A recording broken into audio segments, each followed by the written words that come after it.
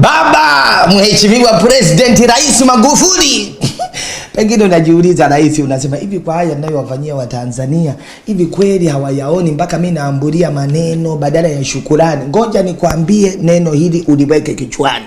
Hiyo style uliokuja nayo ya ayo unayotufanyia sisi wa Tanzania hatujazoea. Hatujazoea. Kalini nchi iwe na ndege zake. Tulijizoelea kandege kamoja tena kachakavu.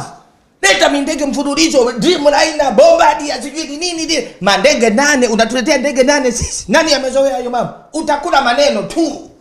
Sisi hatujazoea mambo ya maflyover nchi hii. Piga pale Tazara flyover, piga gungine Ubungo, piga gungine. Hatujazoea hayo. Tulizoea sisi daraja moja tu liko na flyover Manzese, tunapigia picha Manzese. Bas. Hatujazoea mambo ya maziara ya kushtukiza, papa umeingia jela. Semeni mashida yenu papa. Uko kwenye ziara unaona watu na wahoji. Semeni tuliwapa wakurugenzi hela wameleta wajaleta piga chini. Bandarini vipi mbona hapa mmepiga container piga chini. TRA piga chini, wasio wajibikaji mawaziri teua wakizingua piga chini. Hatujazoea. Unakuja hapa muzae, unatuambia muzae. Tunajiuliza tuzae sisi tutasomeshaje?